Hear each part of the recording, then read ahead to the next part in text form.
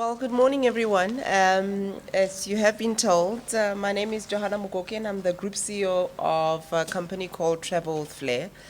Travel with Flair is a corporate travel management company, and I've had the company for now 17 years. We started it in 1996. I know, right? You're trying to work out my age. I was hopefully 14 when I started. Anyway, no, I wasn't. But we started with about 3 people, and now we just have just over 550 staff and offices throughout South Africa, also into Africa, and some associates as well globally. So my story, I guess, is also a true South African story, and I thought that rather than give you, and I do have my presentation as you can see, but in the interest of time, I'll maybe tell you about my story and make it more real, especially for the learners. I also relish the fact that there's educators here as well, because I do believe that one of the things that keeps me awake at night as well as an employer is the gap that exists within our education system. And whenever I've seen the ministers, one of my key topics, I guess, with them, because I do believe that we need to be able to fix our education system. Having said that, though, I'm an accountant by profession, right? So grew up from the township, grew up in a normal African home, 4-bedroom house, and not the 4-bedroom house that we are talking about now, that it's 4 bedrooms. No, it's like 2 bedrooms, a dining room, and a kitchen. That's the 4-bedroom house that I come from the dusty streets of Soweto. I did go to public schools as well, but I guess, especially because my father loved to read a lot, I was introduced to books at an early stage, and in there, I did find that one has to be able to work hard. Nothing in life comes easy, and that you need to be able to apply yourself. So at a young age, I realized that I had to study hard at school so that I can hopefully be able to have a better future. And I've always said to the young kids that I speak to that our background definitely does not determine our outcome. You certainly can be better than the background where you come from. And I'm one of those true examples that stand here in front of you today that shows that through hard work and dedication, I was able to get out of the township and be able to have a significant, successful business within the South Africa and even be a global player and hold my own. At school, when I was in Standard 5, I used to pull straight A's, by the way, at school. I studied so hard. Maths, English, it doesn't matter. I did it very well. So there was a commercial school called Pace Commercial College, which was started by taking all the kids that came number 1 and 2 in the townships, and we started this great school.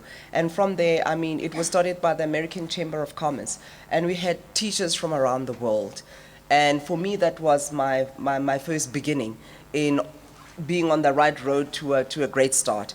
And we learned a lot. And I was obviously steered into the accounting career side because it was a commercial school. But indeed, I already had the flair for maths and accounts because at school I did pull 100%. I used to even bat in with my teachers and be one of those kids that will finish first and let my teacher mark. And if I get 100%, he needs to pay me. And they did. Yeah, indeed. And entrepreneur at a very young age. And any of the kids that started with me will tell you that is very true. And I think that the one thing that we miss as well is that school is the best institution where you can be able, if you fully apply yourself, where you can be able to fully find your God-given talents at an early stage. And I studied hard. And yes, for the ones where I got 100%, I knew I was gifted in that.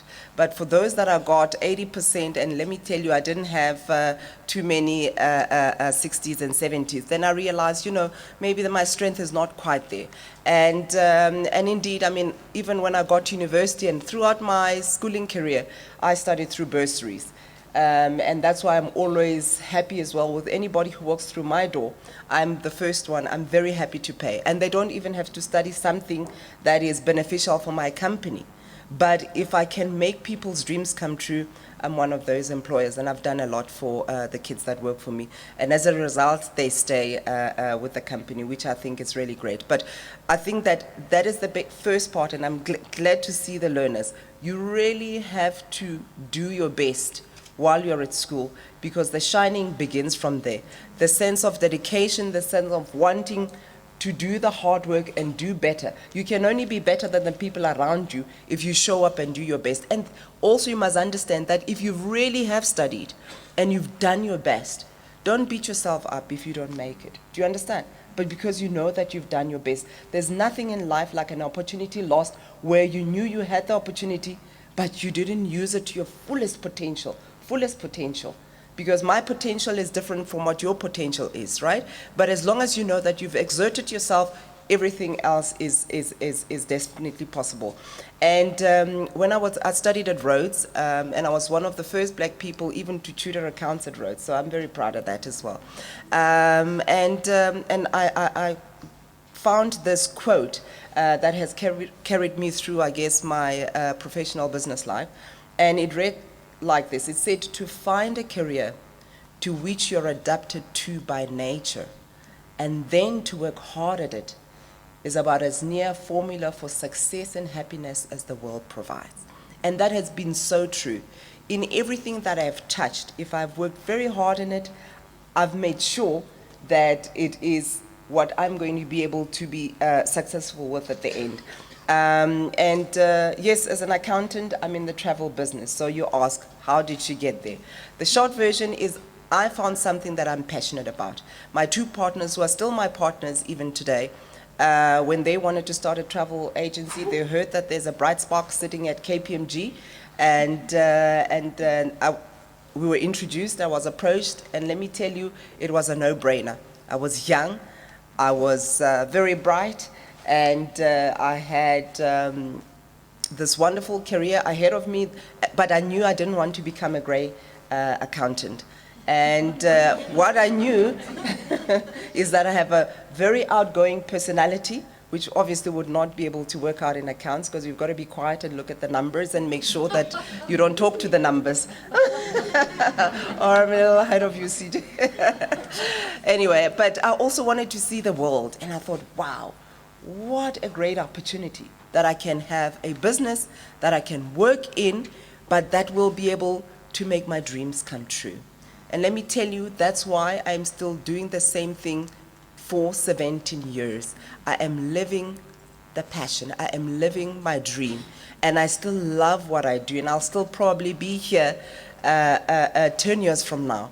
And as a result, because I enjoy it so much so, our company is always, whether we perceived as leaders in technology within the business, because I'm always thinking as to how can we be better? How can we be able to change the industry? And therefore you begin to think out of the box. I've had the pleasure of meeting Richard as well. And what I love about him is the energy that he has. But I saw one of his interviews when he had it with Archbishop Desmond Tutu. And he was asked as to, what made him successful. And the one thing that he says is that success, and most successful businesses, much like myself, and I've had the pleasure, yes, for being Ernst & Young's emerging global entrepreneur. I had the opportunity as well to go to Monaco with CJ and them in June.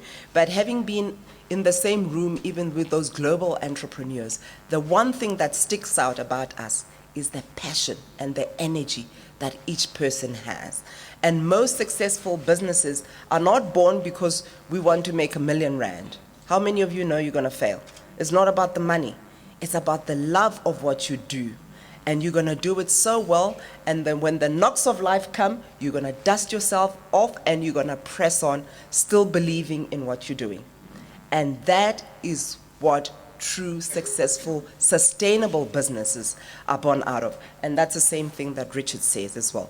Best businesses are born out of passion, because you're going to stay on and you're going to be able to ensure that you're leaders in that particular space because you love it so much, and it'll keep you interested within the same business.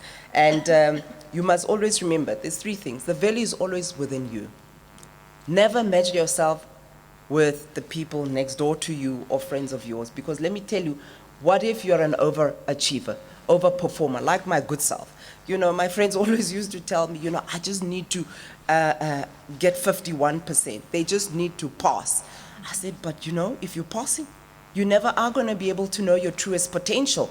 Fully apply yourself. Be one of those. I mean, sometimes I didn't sleep for 36 hours because I'm studying and I really need to ensure that I will get to that exam room. BioPlus used to be my best friend. Now there's Red Bull. But, you know, just so that I know that I'm 120% prepared for that exam. My professors knew me by name. I was not a student number, you know, because I was interested in that current life. Be present in the life that you're in. When you're a student, fully apply yourself. Be present in the now. When you're a business person, be present in the now. Be the best employee that one could be able to ever have. Be the best boss that anybody could be able to have. Because as one of the ladies has just said now, you know, there's nothing that is more defining or that makes the picture clearer like a near-death experience. Because everything else doesn't matter, and you realize I only have this life and I really need to be able to make it count. And when you make it count, you don't only make it count for yourself, but you make it count for the others that are around you. And that's the true beauty of life. And as you grow older, that picture becomes clearer. But when you guys are younger, you are always saving yourself for the future, and you miss out on the opportunity that is now. So the future is now, and you really need to be able to apply yourself and be the best version of yourself. I truly believe, and my friends will tell you, they think that I'm high on some happy pill, but I always have great energy because I know that I'm happy with me and I'm the best that I can possibly be. And therefore I live in the present and I don't miss out on the moment. Please, when you go out there, be the same. And excellence should be a non-negotiable, guys. You gotta be the best. Best of you, best friend, best daughter, best wife. Be the best at everything. And yes, my best might not be your best. You don't have to measure yourself against others. As long as your balls are up in the air and none of them are dropped, and you know that you're giving of your best. That's all that counts in life. And if we have more people with this great energy of wanting to be the best versions of themselves, this world will be so much more of a better place. And I want to be able to instill that energy of wanting better for yourselves. Come out of the township, and now I'm a global player. Who would have thought that a young girl out of Soweto with some public education can be what I am today? And let me tell you, and I've met people from around the world, and when I'm around kings, I so fit very nicely on that table. If you go on my website, you'll see some people that I've met or my LinkedIn. But and when I'm around, whether they call them celebrities or, I mean, I've met the Oprahs of the world, I've met Madiba, I've met everybody. But the short version is, I fit in because I know that I've worked hard to be there. And let me tell you, equally, when you take me back to the townships and I'm with my aunts and uncle, I'm one of those kids that they will be calling on, and I will serve everybody, and I'm warm and I fit in just as equally. Do you know what I'm saying? That's what balance in life is definitely about. And also, three things: relationships and fellowships really count. And the second thing that money can't buy is health. Health is very important. So if you stick around stressful people that are always negative and you are trying to make the best version of you, you so must shed them, because they're going to hold you back. Those ones that are always nagging, the friends that are always nagging, nothing is ever good in this. Let me tell you something. Everybody sitting here has had big life events happen to them.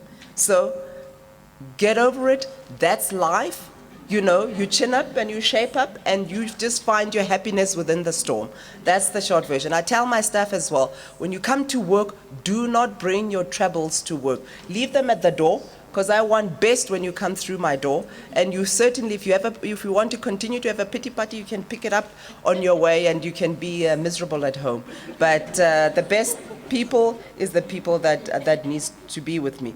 And I live by this motto that you need to learn, earn, and definitely return. That's what gives one a sense of purpose. And I saw a quote actually about 2 weeks ago from Gary Player, and he says, the harder I work, the luckier I become. Do you understand? So, and luck does not mean you're sitting there at home and you're just hoping by some chance when you see a shooting star, like my kids always want to wish on a shooting star, things are going to happen.